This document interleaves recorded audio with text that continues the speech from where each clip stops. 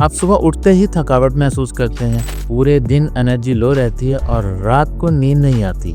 तो हो सकता है आपका कॉर्टिसोल लेवल डिस्टर्ब हो चुका हो। कॉर्टिसोल एक स्ट्रेस हार्मोन है जो सुबह उठते ही बॉडी को एनर्जी प्रोवाइड करता है, ब्लड शुगर लेवल रेगुलेट करता है, इन्फ्लेमेशन को कंट्रोल करता है, फाइट और फ्लाइट रिस्पॉन्स को एक्टिवेट करता है। तो कुल मिला के बात यह है कि कॉर्टिसोल एक सुनने में बहुत ही छोटा नाम है, लेकिन इनफैक्ट ये हमारी पूरी बॉडी को अंदर से कंट्रोल कर रहा है। हम लोग थकावट के लिए हर वक्त स्ट्रेस को ब्लेम करते हैं, लेकिन इनफैक्ट प्रॉब्लम हमारे कॉर्टिसोल लेवल्स के बैलेंस में है। तो ये वीडियो एंड तक जरूर देखिए, क्योंकि आज हम डिस्कस करेंगे कि कॉर्टिसोल लेवल क्यों इम्बैलेंस होता है, दिन में किस वक्त ये हाई रहता है और किस वक्त इसके लेवल लो होते हैं, और नेचुरली हम इसको किस तरह रीसेट कर सकते हैं। बॉडी में कॉर्टिसोल लेवल सुबह 6 से 8 बजे के दरमियान पीक पे होता है, दोपहर के बाद ग्रेजुअली लो हो जाता है और रात के वक्त लोएस्ट लेवल पर रहता है ताकि बॉडी रेस्ट कर सके। लेकिन अगर तो हम रात के वक्त फोन पे स्क्रॉलिंग करते रहे, चाय या कॉफी पी ले या फिर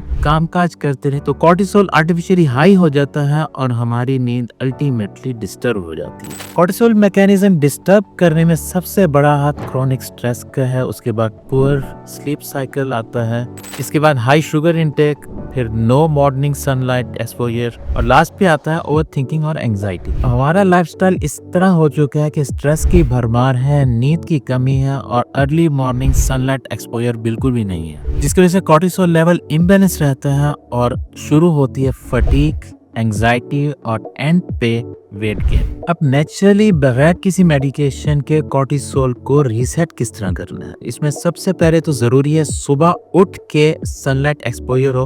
अब इसमें आपसे भी सवाल पूछा जाता है कि क्या सुबह उठ के खिड़की के करीब बैठने से सनलाइट एक्सपोजर हो सकता है या क्या उसके खातिर खा नताइज आ सकते हैं, तो उसका जवाब नहीं है, क्योंकि जब तक आप बाहर नहीं निकलेंगे तो उतने फोटोन, उतनी सनलाइट एनर्जी आपके सिस्टम में नहीं एब्जॉर्ब होगी। बाहर निकलने से इतनी एनर्जी अवेलेबल होती है कि आपका कॉर्टिसोल लेवल एक्टिव हो जाए।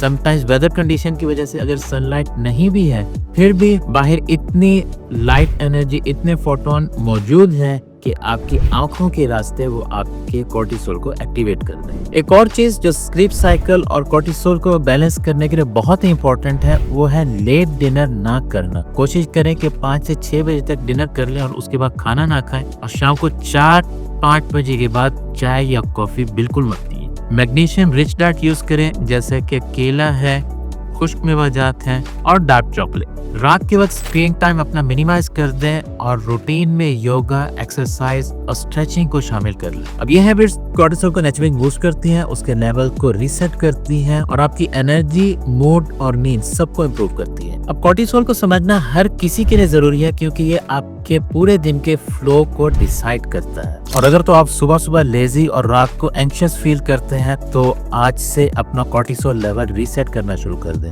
वीडियो को लाइक करें और चैनल को सब्सक्राइब कर दें, और कमेंट्स में ये जरूर बताएं कि आपकी मॉर्निंग रूटीन क्या है और आप रोजाना कितनी देर सनलाइट एक्सपोजर लेते हैं।